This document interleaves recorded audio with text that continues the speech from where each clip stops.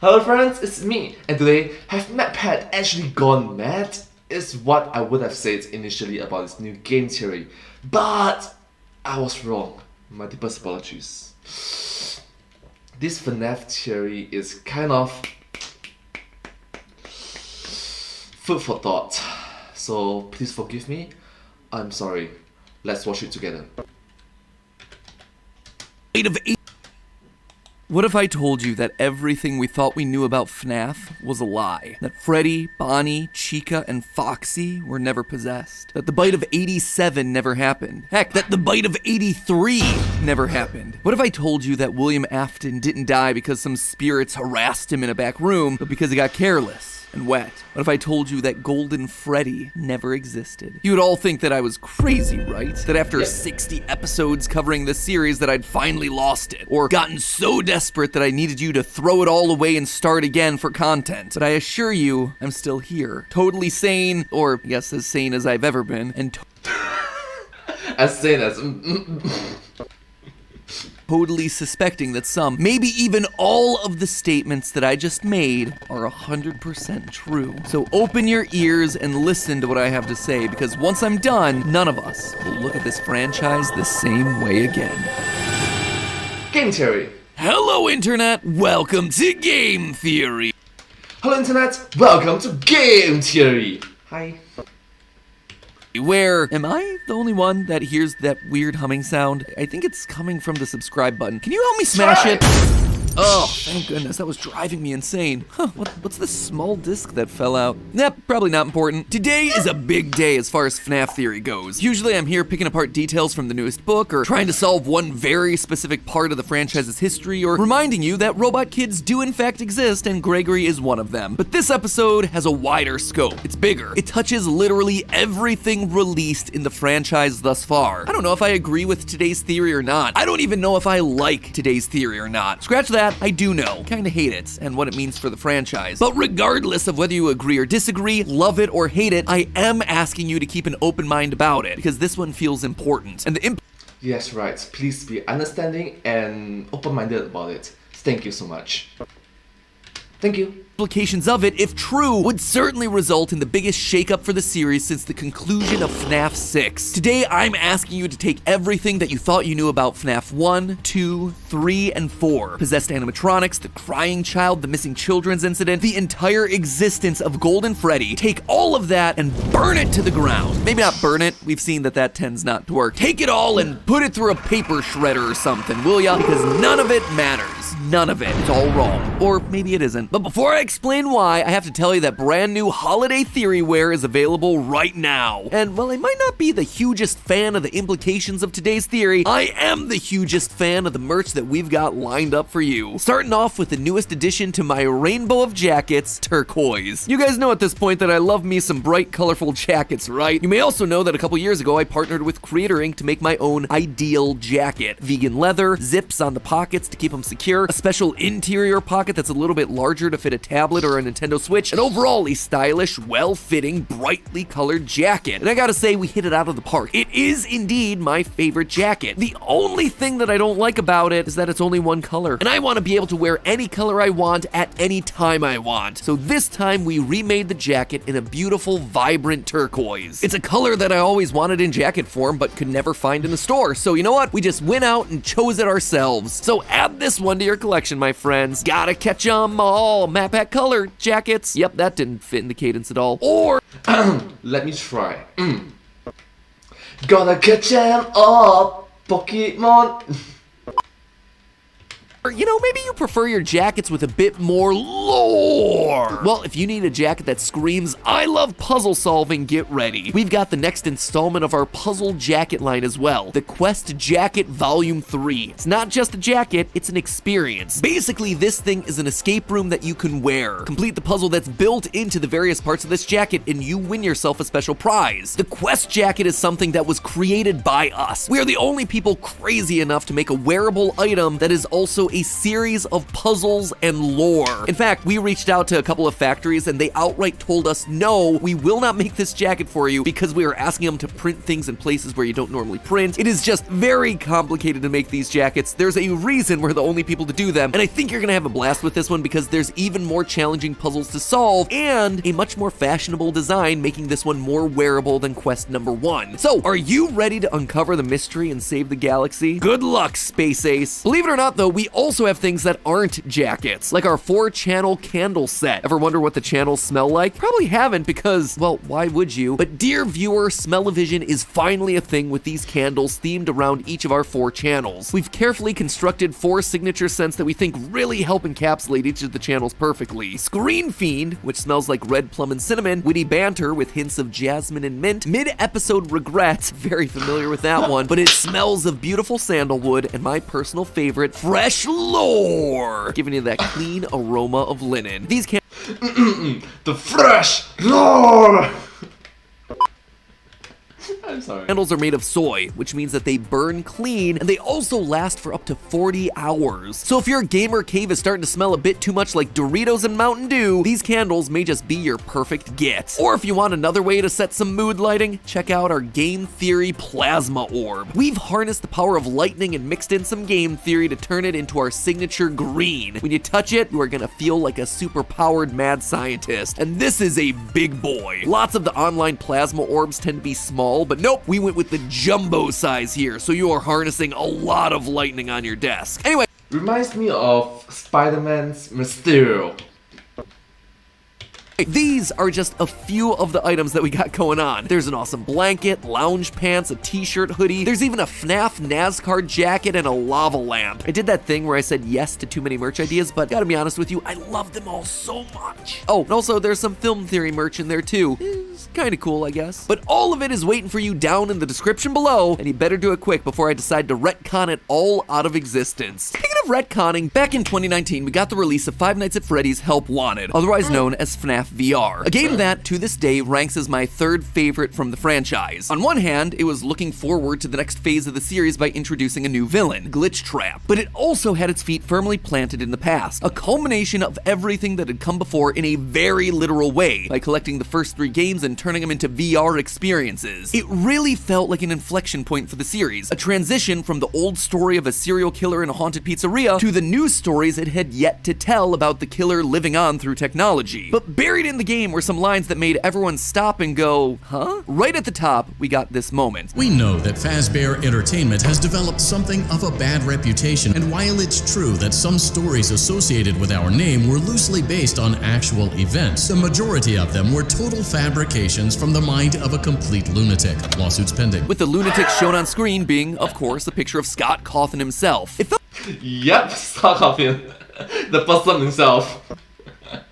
like good meme fodder, a funny meta joke that also poked fun at Fazbear Entertainment papering over their bloody history. But It's super meta. then the game chose to double down. In one of the game's hidden lore tapes, we learned more about this lunatic spreading lies about the Fazbear restaurants. They lied to all of us. They told us that the whole point of this VR game was to undo the bad PR done by a rogue indie game developer. But that's not true at all. Fazbear Entertainment hired the game developer. Those indie games were designed to conceal and make light of what happened. It's an elaborate cover-up. It was weird. It seemed like FNAF VR was actively throwing into question everything we thought we knew about the franchise's lore. At the time, I went on the record to say this: if FNAF VR's tapes are to be believed, pretty much everything we know could all be thrown out as complete fabrications. The long story short here is that FNAF VR, in making Scott part of the Fazbear cover-up, is the franchise's way of rebooting the story. It's explicitly telling us that everything we've known up to this point is wrong. It's a distraction. And that's largely where the community left it. It was a bit of a weird call for the series to disregard everything that had come before, but honestly, it would have been fine. Here's the old original story arc with the first 6 games, and here's the new one moving forward. 2 separate story arcs told within the same universe. Fine. Until Security Breach came out. Suddenly, Springtrap was a key player again, and we were exploring the burned remains of the FNAF 6 location. And the idea of the first 6 games being the crazed ramblings of a hired lunatic were largely forgotten as we were thrust yet again back into the story of the Aftons. Business as usual, only this time, there was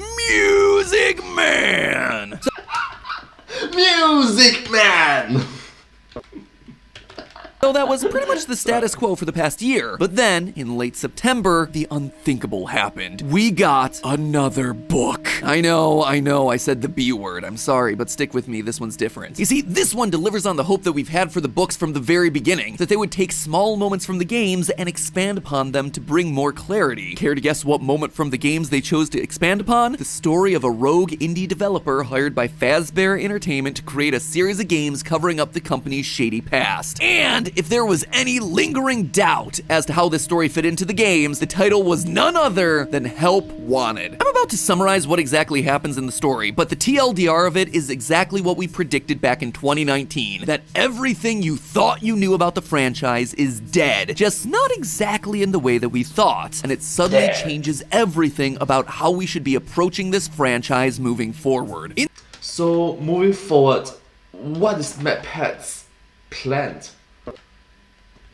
In the story, we follow a character named Steve, an indie game developer stuck in a dead-end job while working on a, quote, fetch quest-based game featuring cartoony chipmunks. Now, what could that be a reference to, Scott? Just like we hear about in FNAF VR, Steve is contacted by Fazbear Entertainment to create a series of games in order to help rebrand the company. At first, he turns down the offer. Not the company to take no for an answer, Fazbear then sets up an elaborate plot where they catfish Steve into a date with the woman of his dreams. During the date, he passes out, only to wake up and find that suddenly he's married to the woman and suffering from severe memory loss. This happens a few more times, waking up to discover that he now has children, or that the house he lives in is being foreclosed. Suddenly, in desperate need of money, he contacts Fazbear Entertainment and starts making games for him. 4 games, to be specific. All the while, a constant ringing is happening in his ears. Bit by bit, he becomes more sleep-deprived and paranoid, which then feeds into his games. At night, he's haunted by night terrors, horrific monsters that keep popping out of the walls, which only pushes him to work harder. And throughout it all, the ringing continues to build, rotting his brain. Eventually, Steve discovers what's going on. The high-pitched sound that he keeps hearing has been creating illusions used to gaslight him. His house, just a series of blank rooms. The night terrors, amusement park jump scares coming out of the walls. His beautiful family, robots with plastic faces and wheels. Their physical description actually sounds a lot like the staff bots. Steve is then given a choice of going back to the miserable real world or returning to the happiness that he felt inside the illusion. He chooses the illusion, giving his robot wife a hug, who then stabs him to death. Oh, also there's a DJ on the radio called DJ Dan, the Music Man.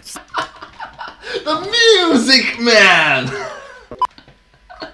Not important to the lore, it's just for the memes. It is a super sad story. It's also in no way a tale from the Pizzaplex, considering the place isn't mentioned once. But more than anything else, it's a story that confirms some of our greatest fears about the franchise. First and foremost, illusion discs are now officially a thing in the games. If you don't know what illusion discs are, then good for you. You clearly avoided reading the novels. I, however, not so lucky. Basically, these things use high-pitched noises to trick the human mind into creating intensely real illusions of things that aren't really there. A robot appears exactly like a human. A pizzeria is more decorated than it actually is. Characters turn practically invisible on camera. These are all ways that they've been used in the books, but up until this point, we've never had a reason to believe that they were in the game universe. The only time that I've suspected that they might be a thing in the games is this scene from Sister Location, when we remove a random flashing disc from Funtime Freddy's chest. It was just speculation at the time, but now, going back, listen to that scene. The chest cavity should now be open. Remove the power module from the chest cavity. Great work. You hear it? The buzzing? That humming is only present in scenes where we're directly interacting with an animatronic in close proximity.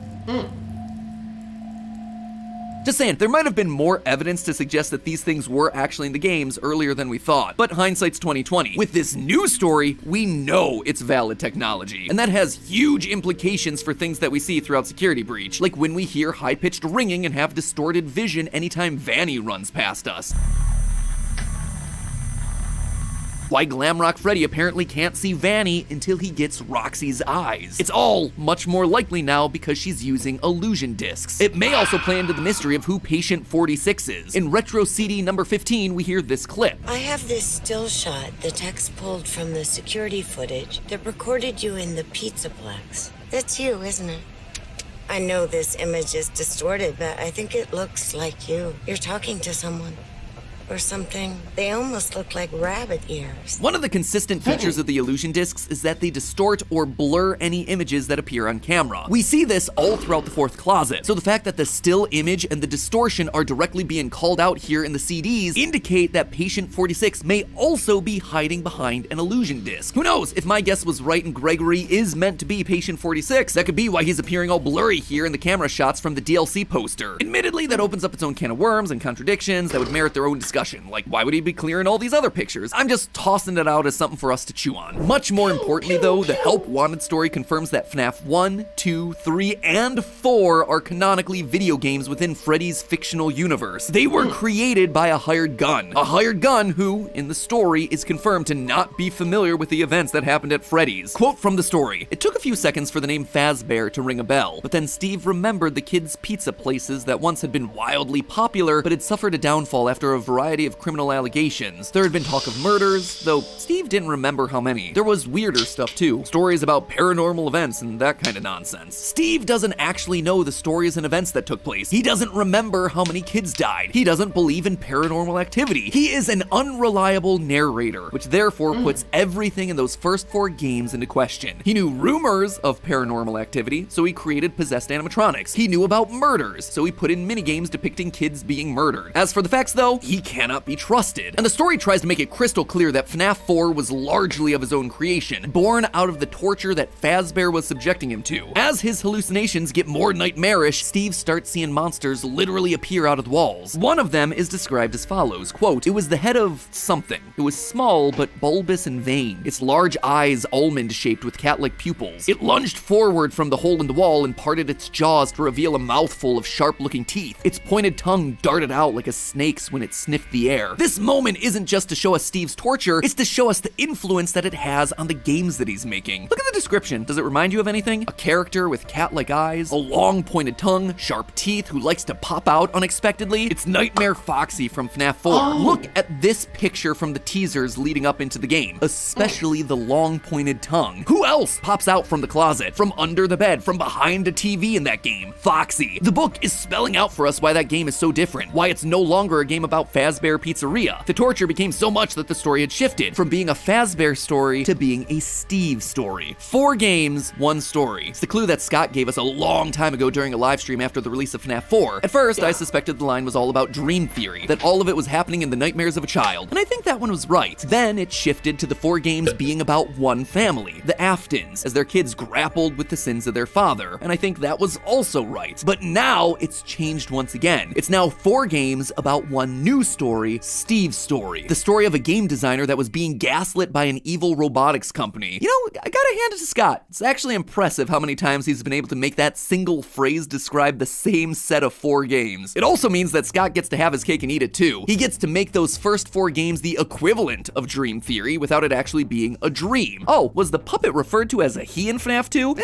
Steve didn't know. Were there 5 victims? 10? 15 in that first set of pizzerias? Don't know. Steve's just making his best guess. But most importantly of all, it means that anything that doesn't physically appear in or after Sister Location and beyond is suddenly cast into doubt. And when you think about it, that includes some major parts of the lore. For instance, we know that Michael Afton is in fact a security guard for Fazbear Entertainment at some point thanks to the security logbook. Plus, with Sister Location in FNAF 6, we know that he ends up getting scooped and dying in a fire. Sister Location also proves the existence of Elizabeth Afton and how she got scooped by Baby. But the third Afton kid, Crying Child, he's never been mentioned in any other game other than FNAF 4. I've made theories suggesting that he's the other spirit communicating with Cassidy in the survival logbook, but you know, that's just speculation because I assume that he existed. In FNAF 6's Midnight Motorist, there's reason to believe that he's the one who broke out of the house, considering that Mike in the chair says he's had a hard night, but again, that is pretty weak evidence. Honestly, the closest we get to having physical evidence of his existence is in Security Breach's post-it room, where there's a dinner scene made up of 5 staff bots that appear to be simulating the Afton family, and one of those 5 is missing its head, which we've assumed represents the Crying Child getting chomped. But all of that evidence only stands because the Crying Child was thought to exist thanks to the first 4 games. Maybe that's why we've never actually gotten a name for him, because he was never meant to exist in the first place, and so Scott purposefully hid the name in order to allow the 5th Afton child's identity to remain anonymous, ready for a big plot twist when it turns out that he has another child, maybe a daughter, maybe called Vanessa. It's speculative as all heck, I'm just throwing it out there as a consideration. Henry and Charlie are definitely definitely in this universe. We see Charlie's death and possession of the puppet thanks to the minigames in FNAF 6, so that's all confirmed. But the missing children's incident where 5 kids were murdered at the FNAF 1 location? Unclear. It's likely that it happened, considering that in FNAF 6's Lorekeeper ending, we see 5 gravestones with one on a hill, the 5 missing children's incident victims plus Charlie, the 6 victims of William Afton. It's the same thing with Princess Quest. To move forward in the Princess Quest minigame, you have to light 6 gravestones. So it seems like those 5 murders happened, but then what about the extra 5 dead bodies that we see appearing throughout the FNAF 2 pizzeria? What about hearing that the pizzeria is getting closed down in the tapes? Even less clear. FNAF VR's main ending proves that William Afton is still the main killer in this universe, and that he definitely stuffed kids into the animatronics. However, whether those kids go on to possess the animatronics is up for debate. Without the first 4 games being officially canon, we don't really have any evidence for their possession. But perhaps the biggest ripple effect of them all, this new understanding of the canonicity heavily suggests that Golden Freddy may never have existed. That's right, Wait, what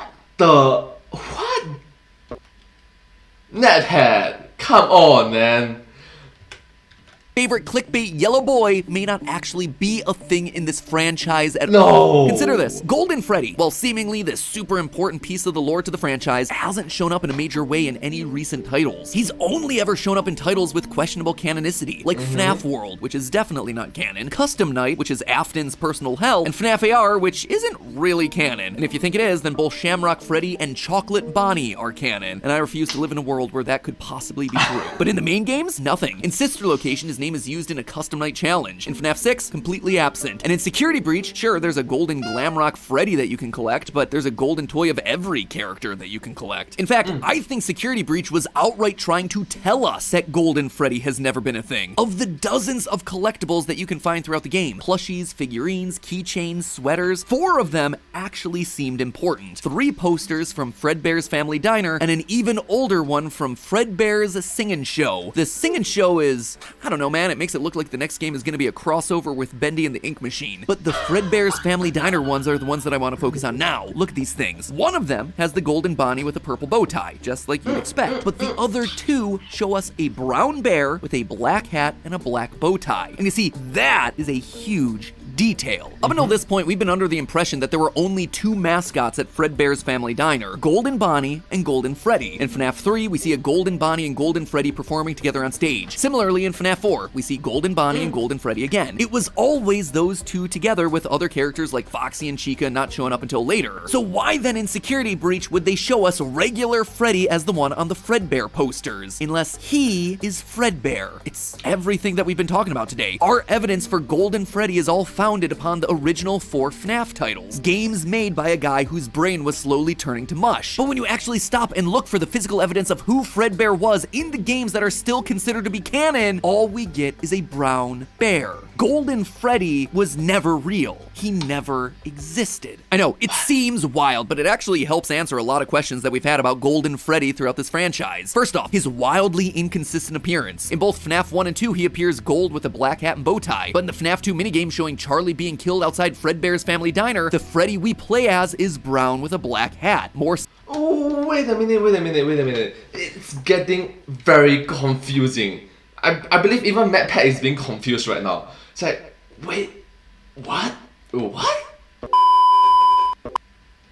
Oh my goodness, my brain hurts. Similar to the Fredbear that we see in the posters for Security Breach. In the FNAF 3 minigame that apparently shows us Fredbear's Family Diner, he goes back to being gold with a black hat. But then in FNAF 4's minigame, he's shown to be gold with a purple hat and bow tie. His appearance has never remained consistent, which could make sense if these are games being made by a guy who's under extreme duress. If Golden Freddy isn't around, then who could have done the Bite of 83? Well, it could be that that never happened. We've never seen a gravestone for Crying Child after all. If Golden Freddy doesn't exist, then where does Cassidy's soul reside? Well, again, we still don't have any proof that the original missing children actually possessed any animatronics. All their souls may have just moved on or been immediately converted into remnants. Cassidy only really appears in Ultimate Custom Night, so either their spirit is attached to Afton's like Andrew's is in the Fazbear Fright series, or it's just William torturing himself over the memory of this one child that he murdered in cold blood. Long story short, I still haven't fully worked out the ramifications of all this, and I'd love your help working through it because this revelation about the first 4 games being games demands a whole new way of looking at the series. The ripple effects of this revelation are huge, and casts even more doubt into stuff that we thought that we knew about the games. I mean, with all the new books and games and revelations that we've had since the release of Security Breach, I've been meaning to do a state of the lore video for a while, just to make sure that we're all operating on the same page of what is true and what isn't true. Because I agree with MadPat. A lot of unanswered assumptions, a lot of unanswered questions. Very, very confusing.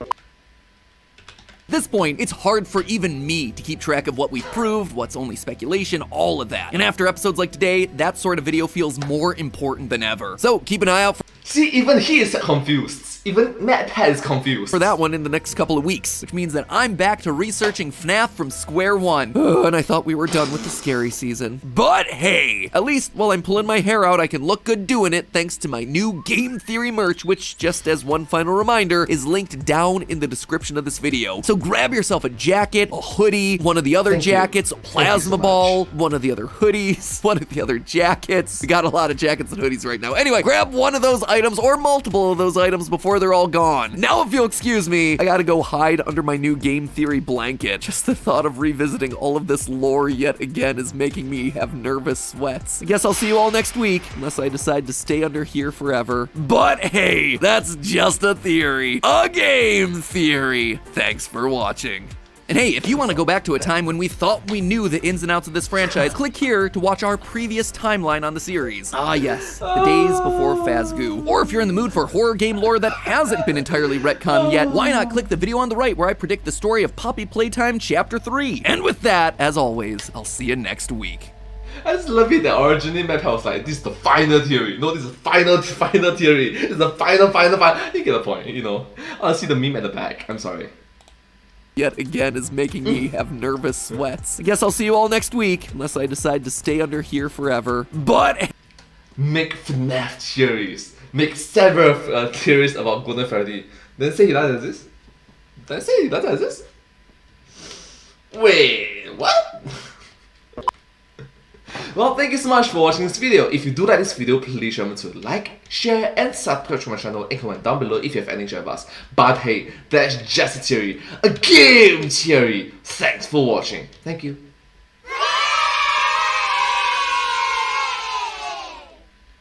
And I hope to see you all in my next video. Bye. Subscribe!